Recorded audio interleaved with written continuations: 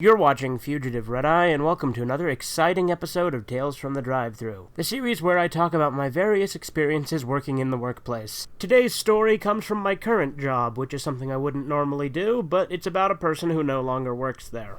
So this guy, we'll call him Oingo, because I fucking hate the Oingo Boingo brothers from JoJo, so we'll just call him Oingo for that. So this guy Oingo, he was really fucking skinny, had like no weight on him. He was a pretty edgy guy, or at least he tried to be, was constantly cracking offensive jokes. I mean, I'm not above offensive jokes myself, I make plenty of them. This guy was kind of a tryhard with them, and would constantly try to insert them into everything. He was kind of tall and scrawny. He was really pale. He always came to work with like a trench coat jacket almost, a black wife beater shirt, camo military pants, and these Naruto type ninja shoes that were like really bad for working in a warehouse, which is what we do. He would constantly talk about how he liked to write doujin.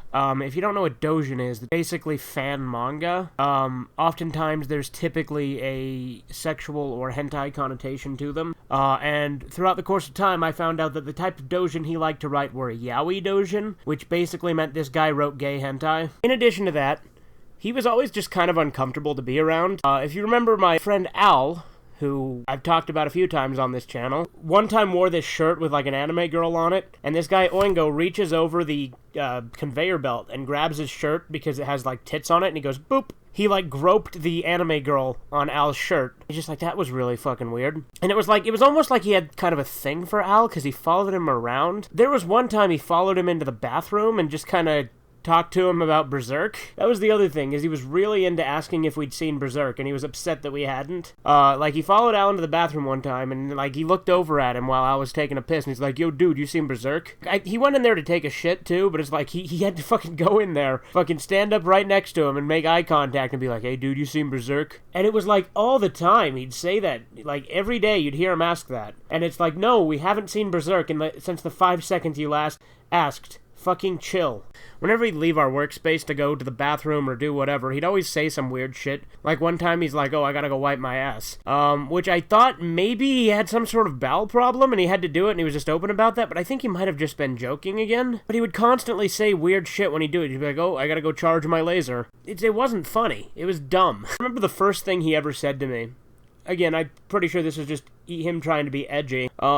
We were working together in a trailer, and he's like, let me tell you something, dude. Racism exists for a reason. Because he had just gotten done working in a trailer with a bunch of Hispanics that didn't really speak that much English, and I think he didn't like that, and so he was telling me about that. And I'll admit the particular co-workers he was talking about are people that I do not like, and I completely understand not wanting to work with. Not because they don't speak much English, because they actually speak a decent amount of English. They just like to talk Spanish most of the time because they're shit-talkers and like to insult people. And I can typically understand when they're shit-talking because, you know, Spanish shit-talking is something I do understand. They are assholes, so I'll give them that, but it was just, I was like, oh, okay.